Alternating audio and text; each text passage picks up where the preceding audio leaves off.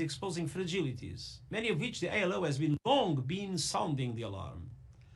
Rising inequalities, systemic gender discrimination, inadequate social protection, lack of opportunities for young people, stagnant wages, runaway climate change. The list goes on. Some countries are just entering the worst days of the health emergency. Others are struggling to open up their economies and facing the threat of a dangerous reversal of progress. But let's be clear, it's not a choice between health or jobs and the economy. They are interlinked. We will either win on all fronts or fail on all fronts. This global summit is an opportunity for governments, workers and employers, representatives to shape winning responses. Responses that stimulate the economy and employment. Solutions that support enterprises, decent jobs and incomes. Approaches that safeguard workers and expand social protection. Plans that promote gender equality and reinforce social cohesion. Proposals that protect the most vulnerable and invest in essential workers, such as those in health and care services who are on the front lines of the response. And above all, initiatives that are grounded in unity and solidarity. No country can solve this crisis alone. We are in this together. Strong, effective multilateral solutions matter more than ever. From the beginning, the United Nations has called for massive global support for the most vulnerable people and countries. A rescue package amounting to at least 10% of the global economy. Developed countries have stepped up support for their own countries, but we are promoting mechanisms of solidarity to ensure that the developing world will also fully benefit. You already have a strong foundation for action and solutions, the ILO Centenary Declaration, as well as the 2030 Agenda for Sustainable Development and Sustainable Development Goal 8 on decent work and economic growth. So I welcome your discussions. You are an essential part of the effort to build back better. Together we can emerge from this crisis stronger, with decent jobs and a brighter, more equal and greener future for all. Thank you.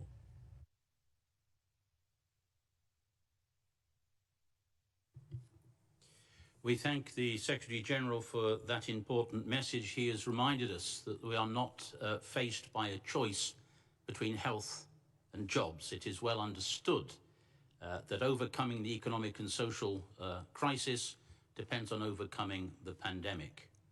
Our sister organization, the World Health Organization, has been the global leader of the response to the COVID-19 pandemic in its health dimension. And so we will now hear from Dr. Tedros Adhanom Ghebreyesus, the Director-General of the World Health Organization.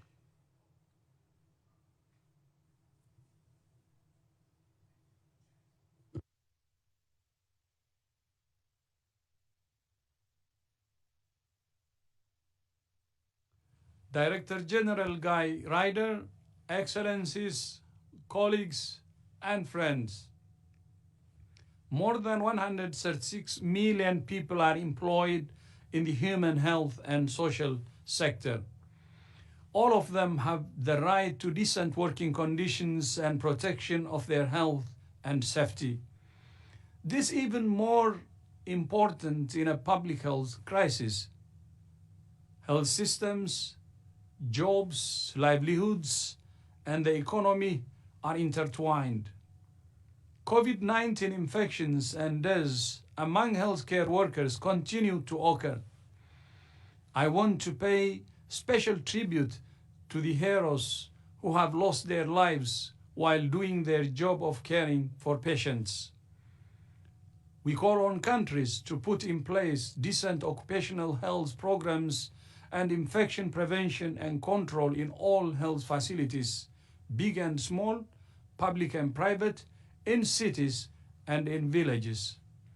Together with the International Labour Organization, WHO has issued guidelines for protecting health workers' safety, as well as manuals for workplace improvement in health services and occupational safety and health in public health emergencies. WHO calls on governments, employers, and workers' organizations in the health sector to develop strong and sustainable national programs for occupational safety of health workers. More than 50 countries have already implemented such programs, and demonstrated the benefits in public health emergencies. Together, we have a duty to protect those who protect us. I thank you, and I wish you a productive discussion.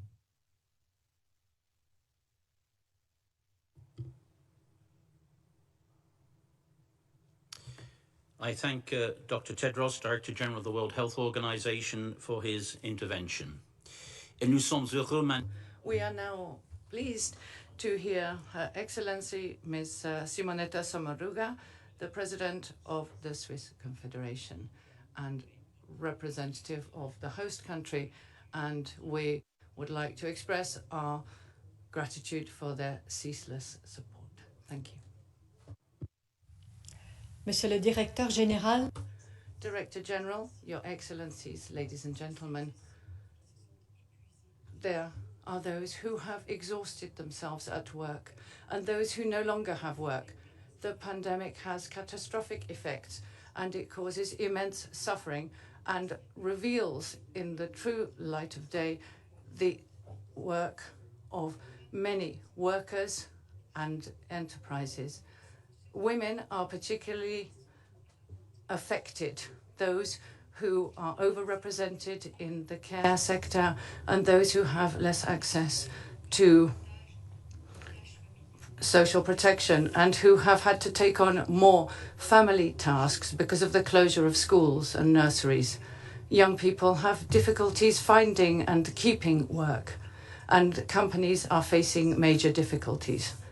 Switzerland has not been spared, but we have followed two principles which have helped us a great deal in managing this crisis.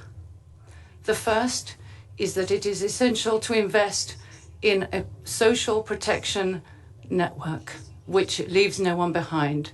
Our unemployment insurance not only has the traditional unemployment, but also has temporary unemployment, which helps companies to ask for indemnities for their employees to keep their jobs and avoid companies going bankrupt. This partial unemployment has been extended to temporary workers, and we have also paid compensation for loss of income to independent self-employed, which is a novelty in Switzerland. We have looked at particularly affected sectors such as tourism and culture. The second principle is to invest in social dialogue. That is essential. The government of Switzerland is in permanent dialogue with social partners and has intensified its discussions during the coronavirus crisis in order to ensure that health and safety at work and health protection plans are implemented in various sectors of the economy. And now, how do we overcome this global crisis of the world of work? One of the answers is in the Centenary Declaration on the Future of Work, which was adopted last year at the 100th anniversary of the International Labour Organization. This declaration commits us to ensure that there is protection for all workers, that we promote sustainable economic growth, full employment and decent work for all, to allow each and everyone to benefit from the changes to the world of work. So Switzerland supports the creation of the new platform task, Thinking Ahead on Societal Change in Geneva, which is involving international organization, the private sector, civil society, science, and the future, so that we can anticipate the impact of the changes in society. Your Excellencies, only through international cooperation can we overcome the consequences of the pandemic, and respecting international law shows our solidarity towards one another.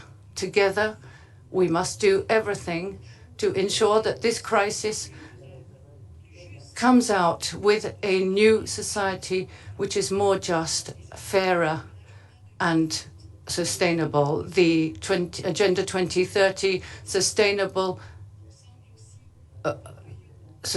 goals, development goals, must help guide us.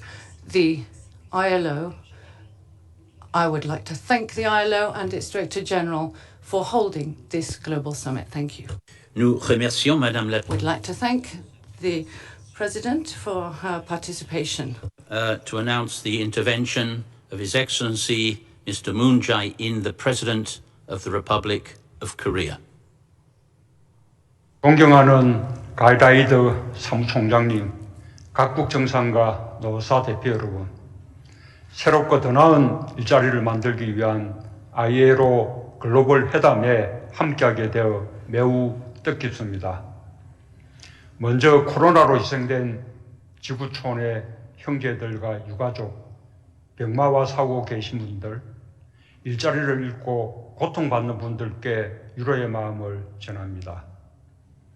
아울러 인류의 건강을 지키기 위해 헌신하는 의료진과 방역요원들께 경의를 표하며 일자리를 지키기 위해 애쓰는 각국 노사정과 ILO 등 국제기구 관계자들께 감사드립니다. 코로나 지진이 전 세계를 강타했고 지진 후에 쓰나미처럼 일자리 충격도 벌써 우리 앞에 와 있습니다. 모든 나라들이 방역과 함께 일자리를 지키기 위해 애쓰고 있지만 코로나 상황이 여전히 좋지 않아 언제 어떻게 일자리가 안정될지 가늠하기가 어렵습니다. 한 나라의 경제가 유지된다고 해도 세계 경제 침체가 계속되고 국제 무역이 활성화되지 않는다면 일자리 위기는 계속될 것입니다. 코로나가 가져온 경제 위기는 어느 한 경제 주체, 어느 한 나라의 힘만으로는 해결할 수 없습니다. ILO는 전 세계적으로 2,500만 명의 실업자 증가를 예상했고 취약계층이 겪는 고통은 더 가혹할 것이 분명합니다. 어느 때보다 사회적 대화와 국제공조가 절실하며 ILO 같은 국제기구의 역할이 중요합니다. ILO는 그동안 노동기본권과 양질의 일자리를 위해 큰 역할을 해주었습니다. 노동은 상품이 아니라고 한 1944년 필라델피아 선언에서부터 지난해 미래 일자리 보고서까지 항상 새로운 길을 개척해 왔습니다. 오늘 ILO 글로벌 회담도 매우 시의적절합니다. 글로벌 논의와 협력을 통해 일자리 위기의 해법을 함께 찾아내길 기대합니다. 사무총장님, 각국 정상과 노사 대표 여러분, 한국은 코로나 피해를 먼저 입은 나라 중 하나였고 일자리 충격도 일찍 시작되었지만 위기에 맞서 상생의 길을 선택했습니다. 한국의 노동자, 기업인, 정부는 코로나 극복을 위한 노사정 선언문에 합의했습니다. 이는 조정 대신 노동시간 단축과 휴직 등을 최대한 활용해 고용 유지에 함께 노력하기로 했습니다. 코로나 이전부터 한국은 지역 상생형 일자리 모델을 추진하고 있습니다. 지역 노사정이 상생 협력하여 질 좋은 일자리를 만드는 방식으로 전국 여러 도시에서 확산되고 있습니다. 한국의 전통적인 상호 부조의 정신을 노사 간에 서로 양보하고 고통을 분담하는 문화로 키워왔고 코로나 위기 극복의 힘이 되어주고 있습니다. 일자리뿐 아니라 노사관계에도 변화를 가져오고 있습니다. 한국은 또한 격차를 좁히는 위기 극복에 집중하고 있습니다. 경제 위기 때마다 불평등이 심화되었던 경험을 되풀이하지 않기 위해 한국은 고용 안전망을 더욱 튼튼히 구축하고자 합니다. 최근 고용보험 대상을 확대하고 한국형 실업부조를 도입하는 등 고용 안전망 확충의 첫 단추를 끼웠습니다. 전 국민 고용 안전망 구축도 계획하고 있습니다. 격차를 좁히는 위기 극복은 우리 모두의 공통된 의지라고 믿습니다. 포스트 코로나 시대 디지털 경제가 가속화되면서 일자리에 큰 변화가 예상됩니다. 이에 대응하기 위해 한국은 고용 안전망을 바탕으로 한국판 뉴딜을 추진하고 있습니다. 디지털과 그린이라는 새로운 가치와 시대 변화에 맞춰 미래 일자리를 준비하고 만들어갈 것입니다. 한국은 오래전부터 노동이 사회의 근본이라는 인식을 가지고 노동이 존중받는 사회를 향해 꾸준히 전진해 왔습니다. 노동시간의 단축과 최저임금 인상을 위해 지속적으로 노력하고 있습니다. 한국은 상생의 길을 통해 일자리를 지키고 새롭게 만들어낼 것입니다. ILO 핵심 협약 기준을 비롯해 노동자의 삶의 질을 높이기 위한 노력에 국제사회와 함께할 것입니다. 존경하는 사무총장님, 각국 정상과 노사 대표 여러분, 인도양 모리셔스에서는 도도새가 멸종하자 도도새의 먹이가 되어 씨앗을 발화시켰던 나무들이 자라지 못했습니다. 무엇보다 상생이 먼저입니다. 이웃이 살아야 나도 살 수 있습니다. 인류는 협력하도록 진화해왔고 분업을 통해 서로에게 필요한 것을 나누었습니다. 코로나로 인해 연대와 협력의 중요성을 더욱 절실하게 느낍니다. 국제사회가 각자 도생이 아닌 상생의 길로 가야 위기를 극복할 수 있습니다.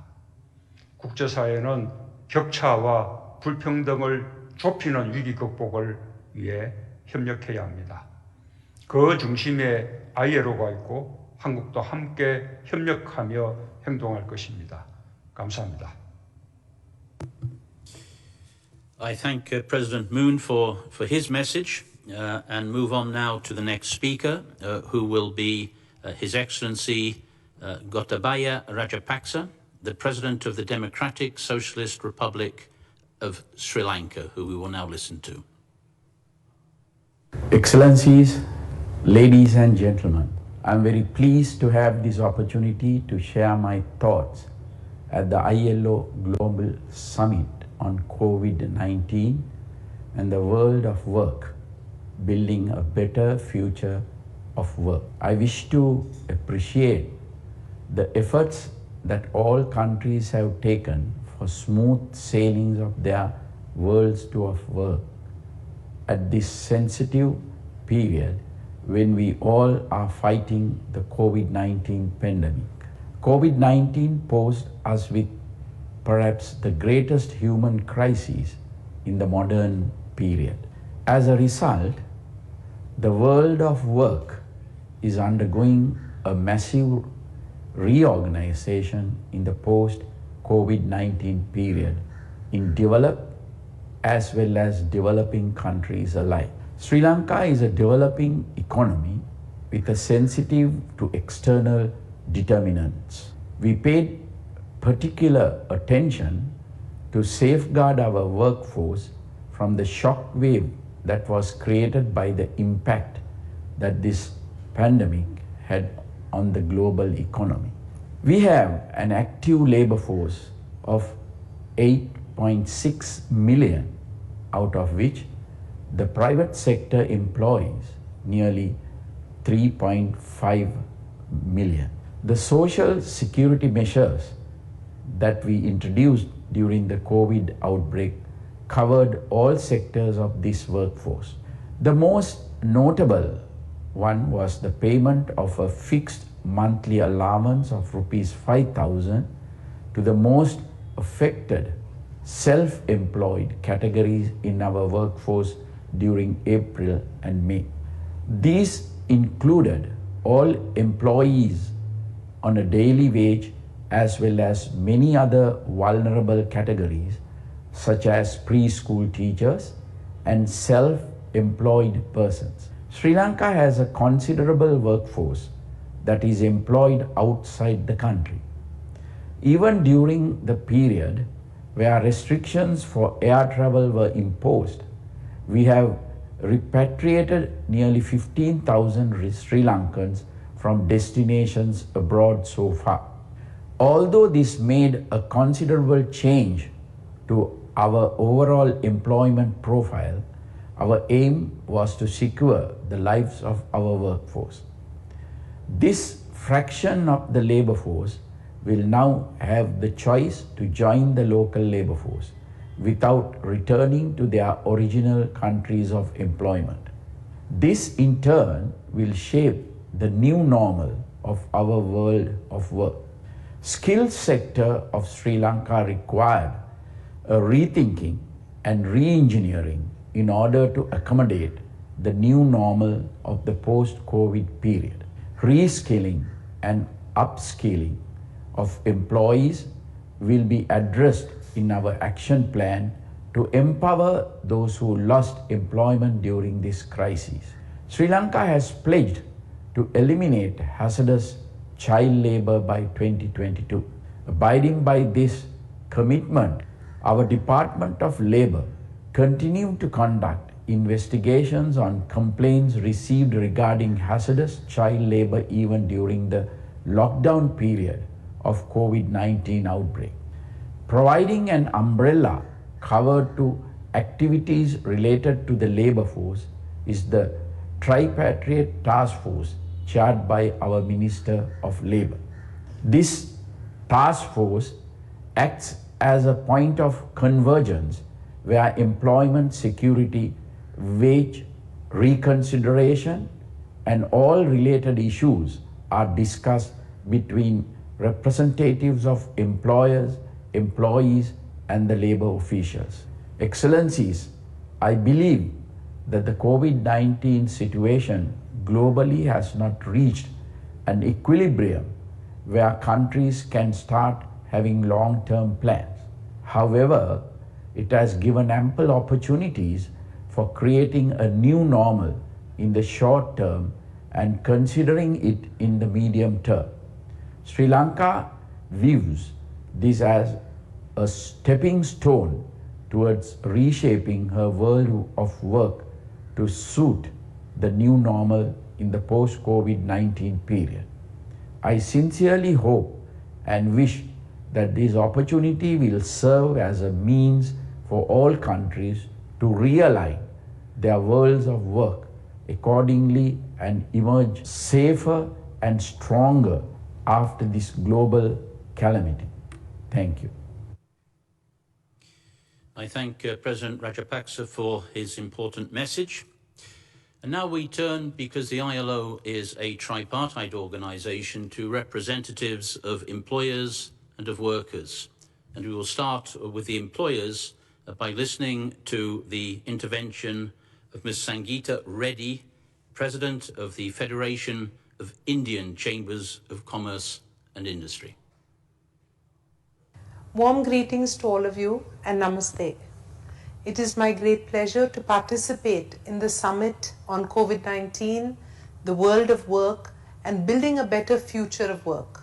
At the outset, let me congratulate ILO for organizing the global summit, and pleasure to be with you, and my sincere gratitude to IOE and ILO for providing me the opportunity to be amongst you on this day.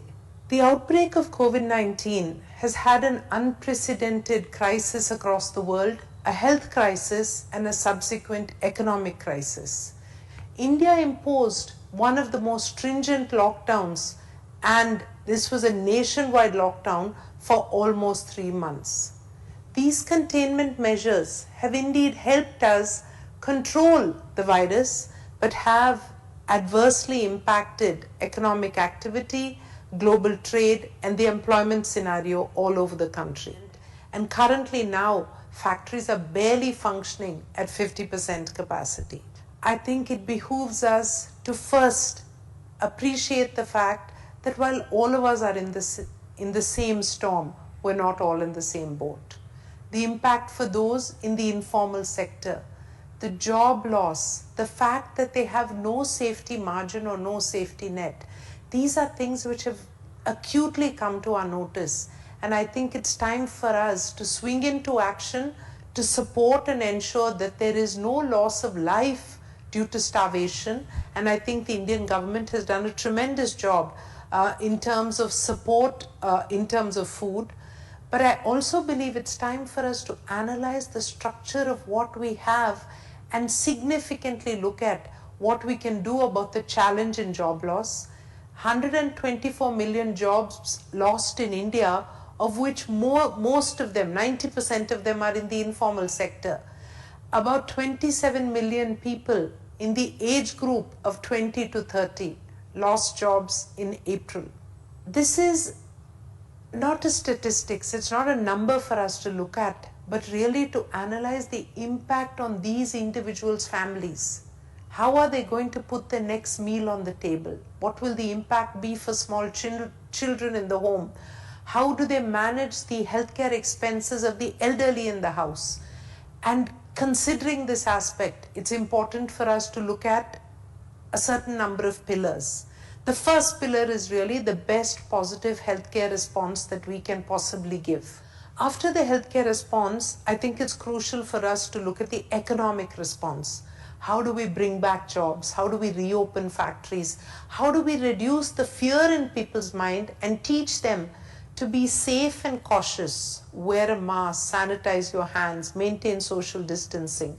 So to be cautious, but yet not to be anxious to the point of completely staying away from work or staying away from their normal lives. Moving on to what I believe is the central topic or the theme is really the future of work. I first of all propose a human-centered future of work. In the Indian culture, there is a concept of a mandala, which is a period or a time cycle of 41 days.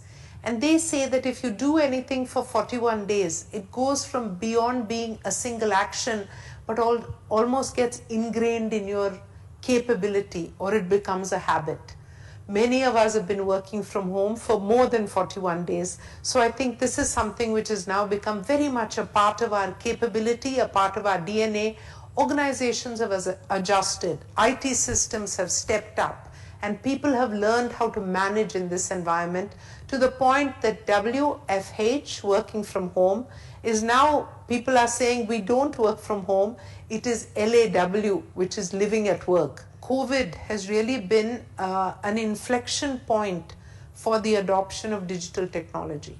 I think one of the big things I'm looking at for my women colleagues is that it really frees up many job opportunities which they hitherto gave up because they needed to be in the home or supervise the home, or needed a certain degree of flexibility which a 9-to-5 job did not afford them. I think in the same breath, it's important for us to debate, to resolve, and to find solutions for how can we further formalize the informal work economy. What can we do towards a universal social protection coverage, because it is the lack of this coverage which has made so many people vulnerable during the pandemic. I would also like us to very quickly address the entire aspect of child labor, because during this pandemic, schools have been shut and therefore many children have been put to work. I hope that very quickly we are able to reopen our schools, not just because training is important and children need to evolve, but in India there's an additional factor that the schools are a significant source of nutrition for that child's life, because the midday meal scheme is a significant lifeline upholding the nutrition of children in our country.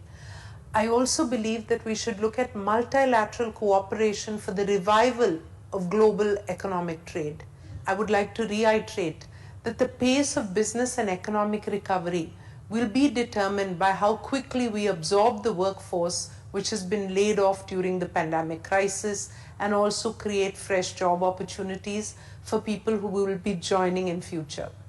Business or economic revival will truly depend on demand stimulation, on international trade, on productivity, on exports, on ease of doing business, on alternatives to what we are exporting, on various aspects of competitiveness where the workforce are a very crucial part. And keeping all these aspects in mind, I think that we should look, for the sake of the world, for the sake of our future, for the sake of the environment, that we work together, we work collaboratively, we work in a humane manner, and we create a human-centric approach to recovery, to revival, to the workplace. All the very best to each one of you. Stay safe. I hope that very soon the world comes out of this, the throes of a pandemic. I hope that very soon we discover a vaccine and that we can look forward to the normal returning as quickly as possible. With warmest greetings from India, with my very best wishes from FICCI, the organization which I represent, which has over 350,000 members as its representatives. I thank the ILO for organizing this conference virtually so that there is no break in the tremendous momentum that you have created across the world in taking care of the labor force. Namaste and thank you.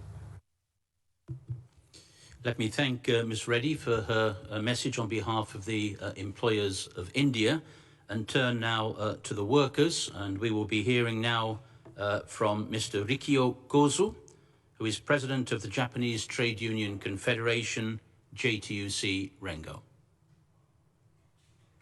連合会長の構図です。日本 I am Rikio Kozu, president of the Japanese Trade Union Confederation. I would like to thank you for giving me this opportunity to deliver a message on behalf of the workers in Japan and the Asia-Pacific region. I would also like to express heartfelt respect to the Director-General, Mr. Guy Ryder, and the ILO office for their tireless efforts and the information they disseminate. First of all, facing this unprecedented crisis, I would like to send heartfelt greetings to all of our worker colleagues, governments and employers around the world, struggling every day. Let's get through this together.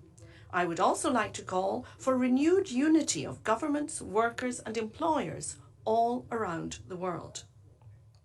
Now, in the face of the threat of COVID-19 and the harsh reality confronting us, I cannot but put forward an honest question. Had the world forgotten the lessons learned from the global financial crisis of a decade ago? We have come now to this day without having fulfilled commitments we had entered into to create a sustainable and inclusive economy and society. We must not repeat the same mistakes. This time, fundamental policy change and social structural reform are necessary. RENGO is strongly supporting initiatives to protect the lives, work and livelihoods of all workers and ordinary citizens.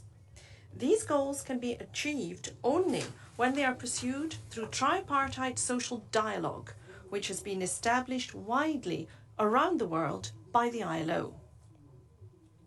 RENGO has been operating a telephone counselling hotline throughout Japan. Through the heartbreaking voices we have heard, we have become painfully aware of how weak the current safety nets are and how seriously vulnerable people have been affected. Therefore, I feel strongly that the importance of the functioning of collective labour management relations is vital and can exist precisely because trade unions exist in workplaces. In this context, I must be concerned about a trend in some countries to undermine the fundamental rights of trade unions and workers. Human rights and trade union rights are universal rights that must be protected and respected in all countries. The world must be united in speaking out against any movement that violates these rights. Last year, On the occasion of the 30th anniversary of RENGO, we formulated a new vision, a secure society based on work, protect, connect, create. Our efforts to realise the society set out in the vision are precisely in line with the pursuit of the human-centred approach which the ILO advocates.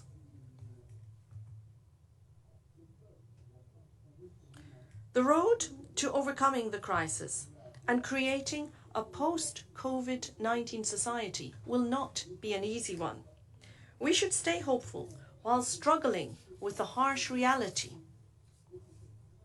I would like to emphasize that it is our resolve and our actions that can change our future to a brighter one. RENGO is committed to further strengthening the framework of social dialogue to address these various challenges, and we will continue to make the greatest possible efforts to realise an inclusive and human-centred sustainable society and a secure society based on work. Let's move forward together towards that goal. I want to thank Kozu-san for his statement on behalf of the workers of Japan, and we will return now to statements from government leaders, listening next to His Excellency Mr. Josiah Voreke Bainimarama, the Prime Minister of the Republic of Fiji. Bulaminaka from Fiji. After another worse than anticipated quarter for the world economy, COVID-19 is clearly the job killer of the century. If we stand any hope of stemming losses in employment at millions rather than billions, we must act fast to rally to the aid of those most vulnerable. The challenges faced by small island developing states like Fiji are all too often masked by the ILO's broad regional groupings like Africa, the Americas, and the Asia Pacific. In fact, Fijians generally share more careers in common with those in the island economies of the Pacific, Caribbean, and the Indian Ocean than with the larger Pacific Rim economies.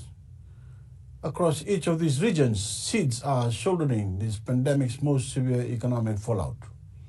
It's no big wonder why citizens in SIDS economies rely a great deal on the health of travel-related industries. The scale of our labor markets means global shocks hold far more destructive impact, and we don't have the deep pockets of wealthier nations to bail out whole industries or pump stimulus levels of liquidity into our markets. Fiji is a COVID-contained country with no cases outside of our quarantine facilities in over 80 days. But even with our outbreak in Fiji ended and the global epicenter of the pandemic moving westward, the burden the Fijian people carry on their backs has not shifted an inch or lost a gram. The floors of many factories are still quiet. With borders shut around the world, Fijian tourism has come to a halt. Many jobs have still not returned. Some may never. In total, 115,000 Fijians, 1/3 of our workforce, have had their jobs lost or hours cut. I've met many of these employees. I've listened to the stories behind that staggering statistic. You can't suddenly work from home when you earn your paycheck as a scuba instructor, or in a garment factory dependent on regional supply chains, or as a handicraft maker who usually sells to tourists. And many young people never imagined starting their careers in the midst of a pandemic. Now many of their employable talents sit idle. These are the faces behind the dismal figures for employment. The high human costs of this pandemic, which mount by the day. In many ways, COVID-19 is deepening the very same inequalities exposed by climate change, a painful parallel that is accelerating catastrophe across SIDS economies. Neither climate change nor COVID-19 can be treated with over-the-counter cure-alls. Both require prescriptive solutions, including urgent actions to adapt societies along with larger, longer-term shifts in the world economy. When it comes to livelihoods, we must protect those facing the greatest risks and position our economies towards a new normal, a better normal for the world of work that is bluer, greener, more cooperative, and more resilient, both to climate change and to COVID-19. And as with our commitment to climate action, Fiji is committed to leading by doing.